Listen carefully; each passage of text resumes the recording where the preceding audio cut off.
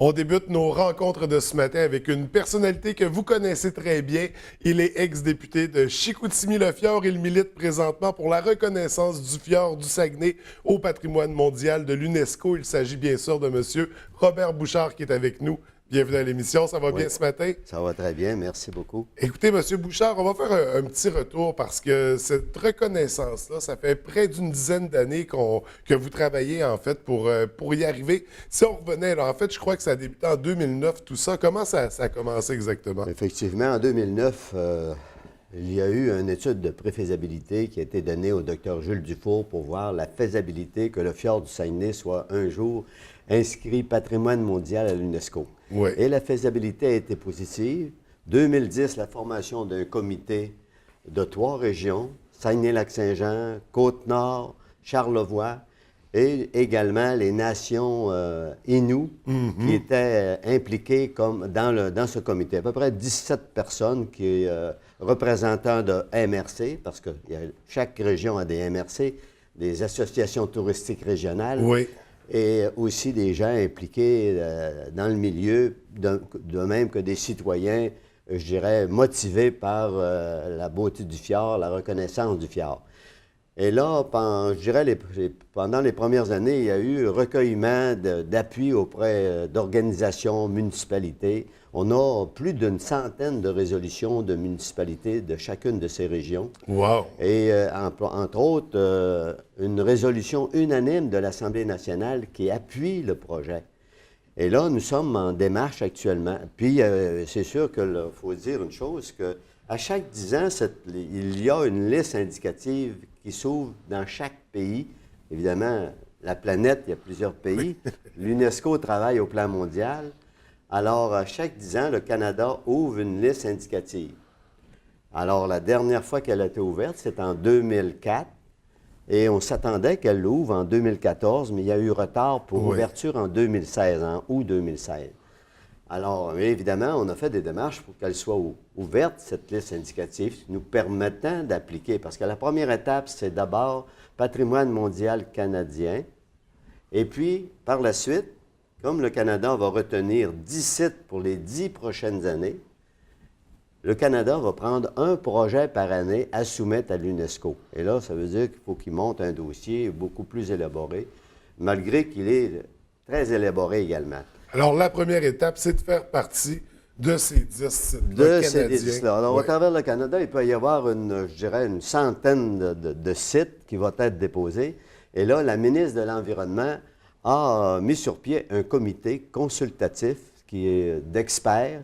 Et ce comité-là va recommander à la ministre, et la ministre va faire connaître en décembre 2017 les 10 sites au Canada retenus.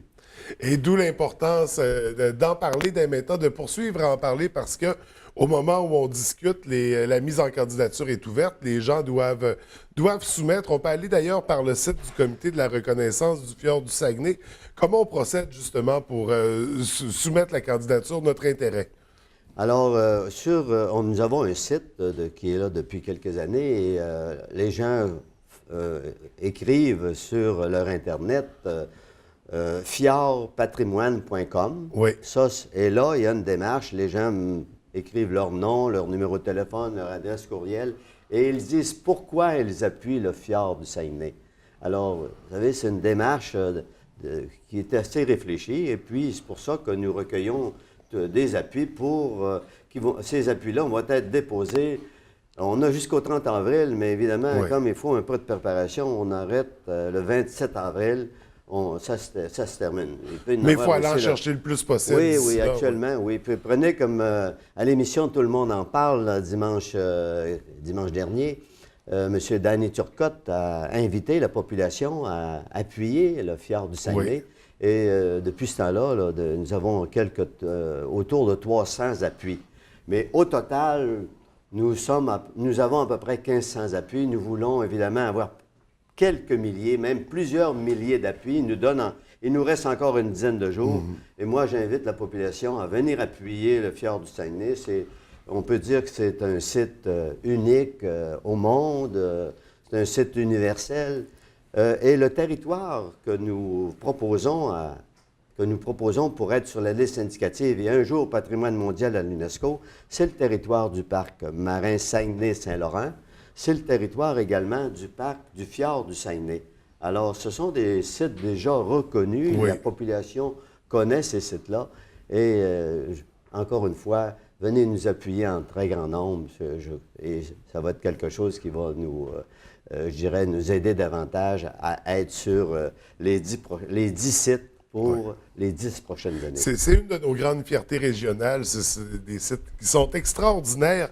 Si on en venait à être reconnu mondialement par l'UNESCO, qu'est-ce que ça pourrait apporter comme avantage? Bien, c'est sûr que ça apporte, je dirais, ça n'emmène pas des chèques, si on peut dire, ou des subventions instantanées. Mais ça permet, par exemple, d'apporter une attention auprès des gouvernements, que ce soit du Québec ou Ottawa, lorsqu'il y aura je dirais, des demandes au niveau de la région. Ça peut être, par exemple, prenez comme ici, nous voulons avoir dans la région un aéroport international avec des douanes.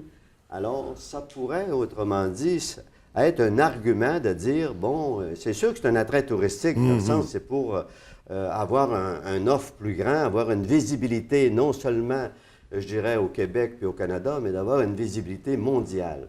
Parce qu'on est sur le site de l'UNESCO. On est sur le site de l'UNESCO. Et si on est reconnu un site patrimoine mondial, vous savez, on est comparable aux murailles de Chine, aux pyramides d'Égypte. Alors ça, c'est des majeurs, c'est des grands joueurs. Donc ça amène du tourisme, de la visibilité. Oui, effectivement. Ça vient nous appuyer dans nos démarches pour certains projets. Et puis aussi, vous avez 2 paliers de gouvernement impliqués au niveau du site par le parc marin Saguenay-Saint-Laurent et le parc du fjord du Saguenay. Alors, ça emmène les gouvernements propriétaires de ces lieux-là à porter une attention, à investir, à mieux coordonner, à impliquer également le privé. Alors, voilà, je pense que, vous savez, toute entreprise, tout individu qui est connu mondialement, bien évidemment, ça a un impact beaucoup plus grand que quelqu'un qui et chez lui, même s'il y a quelque chose de très beau, mais qui fait juste le regarder pour lui. Mais si on permet, je dirais, à la terre entière à venir voir ces lieux, je pense que c'est des retombées qui vont être extraordinaires pour la région du Saguenay-Lac-Saint-Jean, la Côte-Nord, également Charlevoix. J'ajouterais aussi que, je dit tout à l'heure qu'on avait les nations Innu qui nous appuyaient, qui étaient partenaires avec nous. Mais il y a également la nation Wendat Huron, qui est également parmi, je dirais, nos partenaires, une nation qui nous appuie au niveau des Premières Nations. Donc, c'est vraiment plusieurs communautés qui s'assemblent, qui se croisent les bras ensemble pour pouvoir réaliser ce bel objectif-là. Donc, la première étape est d'être reconnu sur la scène canadienne, être retenu parmi les 17, être reconnu. On est déjà reconnu, mais être retenu du moins pour les 17 des 10 prochaines années. Effectivement. Après ça, la suite, donc le grand rêve, c'est d'être reconnu. Et encore d'ici les 10 prochains jours, il y a quelques démarches à faire. La population va sur notre site, même peuvent aller aussi sur Facebook. Et puis, donnez-nous, que la population nous donne son appui, c'est quelque chose de plus positif. Nous avons déposé notre dossier le 27 janvier dernier. Oui. Et là, la prochaine étape, c'est de déposer nos appuis. Donc, c'est déjà ouvert. On invite les gens à aller déposer les appuis. Comme on le disait, par le site Internet. On peut passer par la page Facebook également. Oui, c'est Fjord Saguenay UNESCO. Oui. Ça, c'est la page Facebook.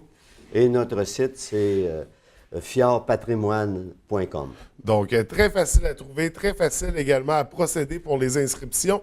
Écoutez, M. Bouchard, nous, on vous surveille encore dans les 10 prochains jours. J'imagine qu'on va vous voir à quelques endroits pour faire la promotion de tout ça. Effectivement. Prenez comme ce midi, nous sommes au cégep de Chicoutimi. Oui. Et nous recueillons des signatures. Nous avons été à Expo Nature où nous avons également recueilli des signatures.